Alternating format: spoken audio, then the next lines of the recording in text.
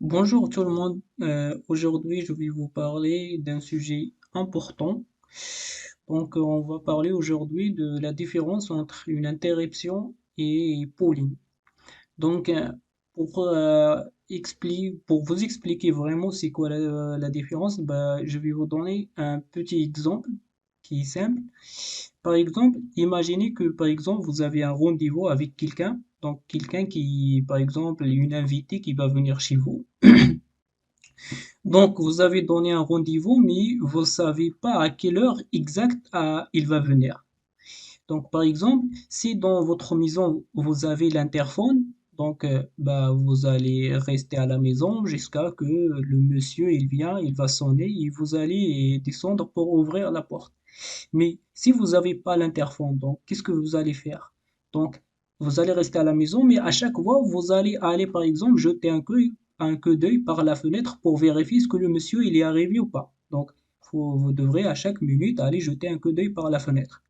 Donc, ici, ça. Donc, l'interruption, c'est comme avoir l'interphone dans votre maison. Et le polling, c'est comme à chaque fois, vous devrez aller vérifier. Donc, dans notre cas, on va prendre l'exemple simple, l'exemple d'un bouton. Donc, par exemple, on a un bouton, on a la possibilité d'utiliser soit une interruption, soit d'utiliser le bouton en pooling. Par exemple, si on utilise le bouton en pooling, c'est-à-dire à chaque minute ou à chaque fois, c'est pas à chaque minute, mais à chaque fois, on devrait aller voir, vérifier l'état du bouton. Est-ce que le bouton a été appuyé ou pas? Mais si on utilise le bouton en interruption, donc on n'a qu'à attendre jusqu'à que quelqu'un appuie sur le bouton et euh, le, l'interruption il va être exécutée. Donc, vous voyez la différence? Donc, le pooling, c'est pas efficace, c'est pas productif. Le processeur, il devrait à chaque instant aller vérifier est-ce que le bouton a été appuyé ou non. Donc ça, c'est perdre de temps. Et perdre de, donc, au lieu que le CPU va faire du calcul, donc, il va s'occuper de la vérification de l'état du bouton. Donc ça, c'est pas efficace. Donc, c'est mieux d'utiliser une interruption. Parce que si tu utilises un bouton en interruption, donc le CPU, il va aller faire son traitement et quand il y a l'interruption, bah, il va aller exécuter l'interruption. Donc, on va faire les deux cas. Donc, je vais vous montrer comment on va faire les deux cas. Donc, on va utiliser un bouton avec une résistance de pull-up. Donc, le montage, il sera comme ça. Dans un premier temps, on va utiliser le bouton en pooling et dans un deuxième temps, on va l'utiliser en interruption. Donc là, j'ai ouvert le logiciel CubeMax qui va nous permettre de faire la configuration. Donc, on va choisir notre microcontrôleur STM32 32L152 RE. Donc, il est là. On commence notre projet. Donc là, par exemple, si vous utilisez la carte Nucleon, donc si vous utilisez la carte Nucleon, donc on a un bouton, le bouton user, il est branché sur la pin. Donc là, on devrait choisir la pin du bouton qui se trouve dans notre carte Nucleon. Donc franchement, j'avais oublié où se trouve, mais on va aller voir la, le manuel de la carte. Donc, comme je vous ai dit, les gars, vous devriez faire la différence entre le datasheet et le manuel. Le manuel, vous trouvez toutes les informations concernant la programmation, concernant beaucoup de choses. Si vous allez au datasheet, vous allez plutôt trouver par exemple des caractéristiques électriques, des caractéristiques thermiques, le contenu. Vous n'allez pas trouver d'informations concernant par exemple le registre, les bits et tout ça. Donc, c'est ça. Donc, vous devez faire cette différence-là entre le datasheet et le manuel. Là, par exemple, on est sur le manuel de Nucleon. Et là, si vous écrivez, si vous faites une recherche par bouton, vous allez arriver à push button. Et vous allez vérifier que le bouton se trouve bien sûr dans le pin PC13. Donc, et du coup, on va venir là, on va faire une recherche PC13. Donc, il est là. Et du coup, là, par exemple, on a dit que le premier exemple qu'on va faire, ce sera le pooling. Donc, on va faire bien. Donc, ce sera juste un input. Donc, ce sera un input.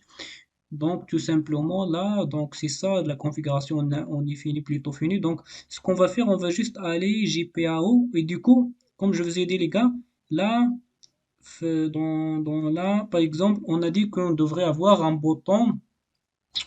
On a dit qu'on devrait avoir un bouton, un résistance pull-up. Donc, cette résistance-là, pull-up.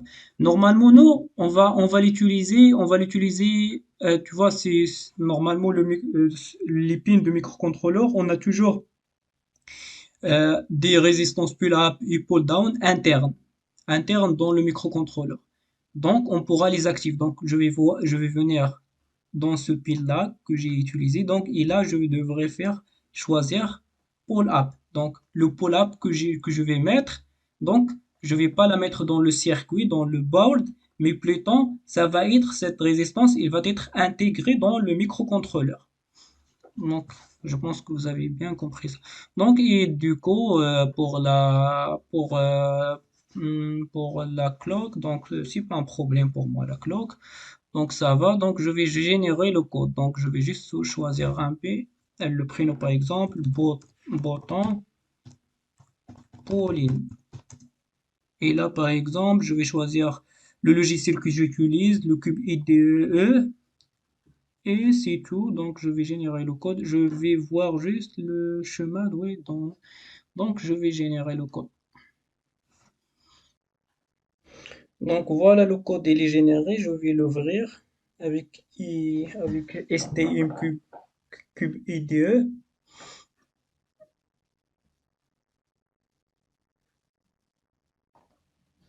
Donc voilà notre projet. Donc on va aller dans Core, source, et là c'est notre fichier main. Donc là, comme vous voyez, on va aller dans la boucle while. Là, on a rien. Bah, du coup, c'est là où on va venir tester notre bouton. Donc, dans notre boucle qui va se répéter indéfiniment. Donc c'est là où on va venir tester l'état de notre bouton. Donc là, on va y aller dans la bibliothèque HAL. Donc là, la bibliothèque HAL. Donc, on va aller dans JPAO. Donc là. Et là, par exemple, on va, on va aller, par exemple, là, dans cette fonction qui va nous permettre de lire, de lire l'état du GPIO. Donc, on va venir là, dans la boucle while.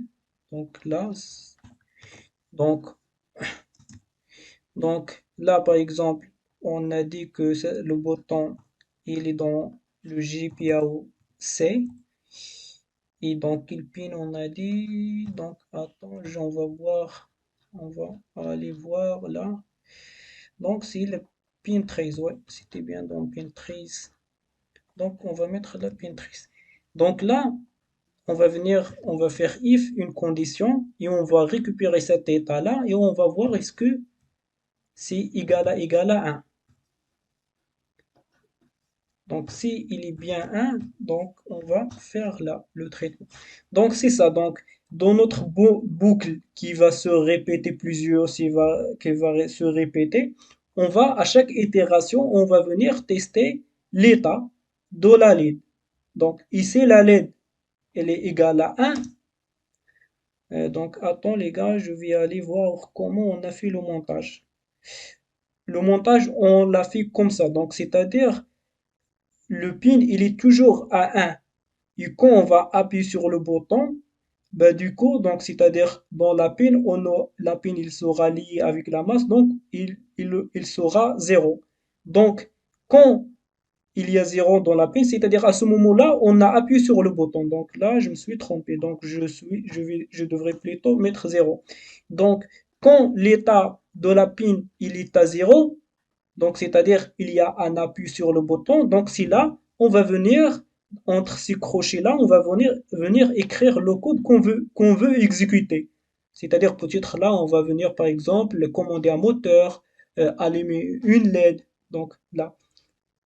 Donc c'est ça le pooling. Donc c'est-à-dire le pooling dans une boucle. On va venir dans une boucle qui va se répéter indéfiniment. On va venir tester l'état du bouton. Et comme vous voyez là, donc le processus, le CPU, il devrait à chaque fois venir tester l'état. Et ça, ça va prendre du temps.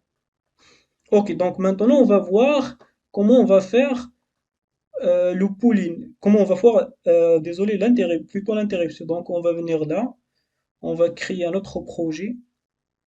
Donc new project. Donc toujours STM32 L152 RE. Donc start. Donc cette fois, on va venir choisir le PC13, mais chaque fois, on va faire une interruption 13. Donc c'est bien une interruption. Donc tu es prêt. Donc là, ah oui, pour l'interruption aussi, on devrait faire par exemple le pull-up. On va venir faire le pull-up aussi. Et là, on va venir, là, on va écrire interruption, bouton. Toujours notre logiciel Cube IDE. Et là, donc, on va venir générer notre code. Donc là, si notre code a été généré, donc on va rentrer dans le main. Donc toujours, on va y aller à la boucle. Là, on va trouver, on va rien trouver. Du coup, là, ce qu'on devrait faire, c'est, je vais vous montrer où on va trouver l'interruption. Donc, la fonction interruption, on va y aller dans la bibliothèque A toujours, on va y aller JPAO, donc, et on va venir là, all callback. Et là, comme vous voyez, cette fonction-là, il est, il est défini weak, c'est-à-dire, vous devrez savoir qu'est-ce que ça signifie ce paramètre-là weak. C'est-à-dire, cette fonction, elle est faible. C'est-à-dire, si cette fonction, il est définie ailleurs, c'est c'est l'autre fonction qui va s'exécuter. C'est-à-dire, ça signifie que si je vais définir une autre fonction avec le même prénom, par exemple, donc, quand vous voyez là, deux fonctions avec le même prénom, ça, il est weak, mais ça n'est pas weak. Donc, c'est-à-dire, c'est cette fonction qui va s'exécuter et pas ça. Parce que ça, il est faible. Bon, il s'agit de se souvenir comme ça. Ça, faible. Donc, c'est-à-dire, c'est ça qui va s'exécuter. Donc, cette fonction-là, c'est elle qui sera mon interruption. Donc là, je vais la mettre, par exemple, dans la boucle, dans le fichier while, dans le fichier main. Donc, je vais trouver un placement. Donc, je vais la mettre là, entre ces guillemets-là. Donc, ici, là où je vais écrire mon routine d'interruption.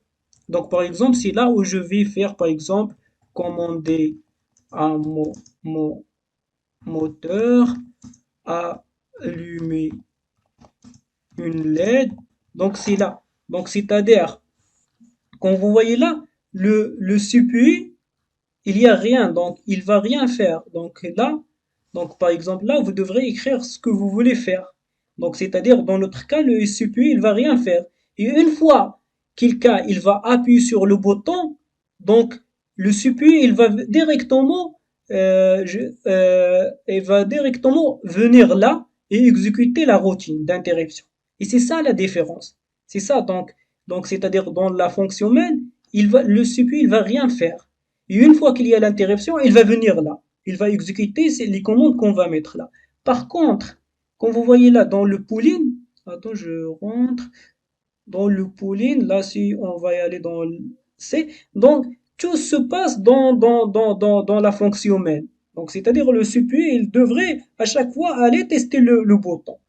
Donc, c'est ça la différence. Et vous voyez l'avantage de l'interruption. Là, franchement, l'interruption, il va économiser le travail, il va réduire et il est plus avantageux. Il va pas beaucoup consommer le CPU. Par contre, le pooling, oui, parce que à chaque fois, on devrait aller jeter un coup d'œil, est-ce que le bouton a été appuyé ou non.